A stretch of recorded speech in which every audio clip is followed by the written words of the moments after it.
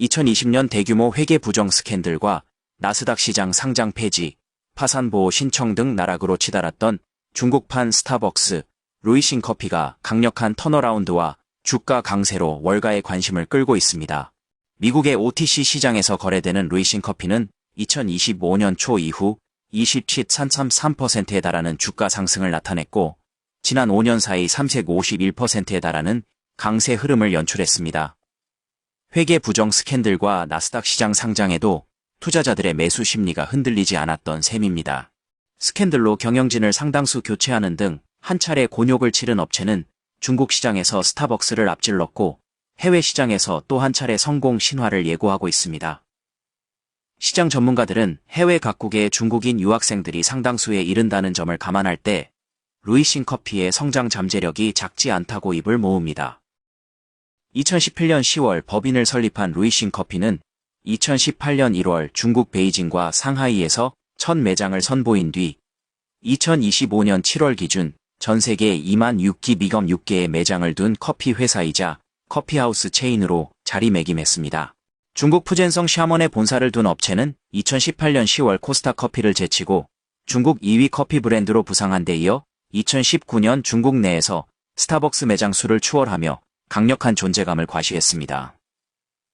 2019년 나스닥 시장에 상장해 주당 17달러의 거래를 시작한 루이싱 커피는 상장 첫날 25.96달러까지 치솟을 만큼 투자자들 사이에 뜨거운 관심을 끌었습니다. 하지만 2020년 1월 공매도 투자자 카슨 블록과 그가 운영하는 머디 워터스 리서치가 트위터에 89페이지짜리 보고서를 내고 루이싱 커피의 재무 및 실적 조작 의혹을 제기하면서 위기를 맞았습니다. 2020년 초 경영진이 8억 200만 달러 규모의 주식 및 전환 사채를 발행해 자금을 조달하며 자동 판매기 사업 확장을 추진하던 중 회계 부정과 매출 조작 의혹이 불거진 것입니다. 회계 부정을 부인했던 업체는 그해 4월 2019년 매출을 최대 3억 1천만 달러 부풀렸다고 털어놓았고, 이후 주가는 불과 한 달 사이 80% 이상 폭락했습니다. 경영진 다수가 해임됐고 나스닥 시장에서 거래가 정지된 후 6월 29일 상장 폐지됐습니다. 이어 2021년 2월에는 미국에서 파산 보호를 신청했습니다. 중국과 미국 규제 당국이 조사에 착수했고, 업체는 2020년 9월 중국 당국으로부터 900만 달러의 벌금을 부과받았습니다.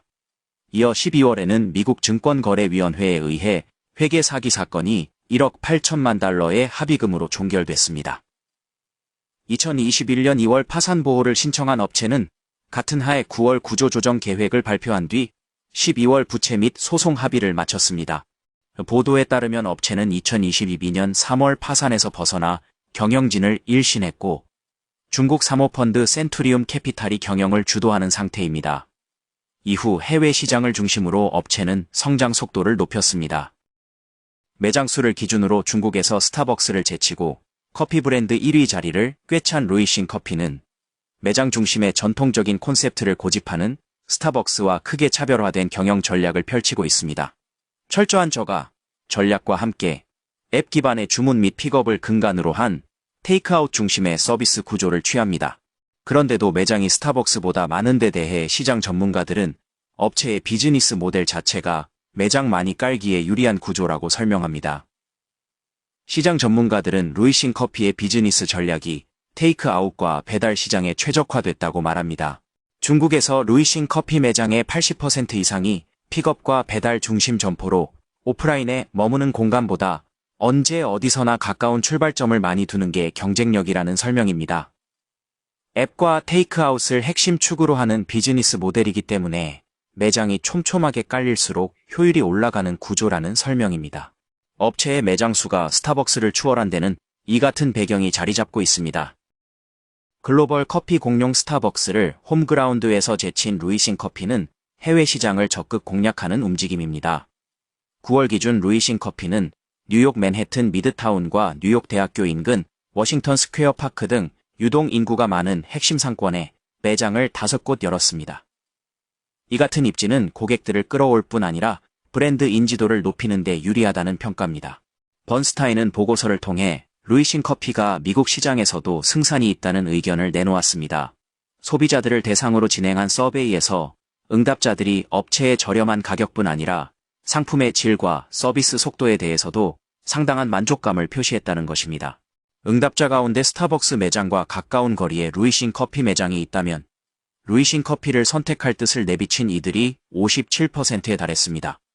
스타벅스의 절반에도 못 미치는 밸류에이션에 거래되는 업체가 미국 증시 재상장을 추진한다는 소식도 투자자들의 매수 심리를 자극하는 대목입니다.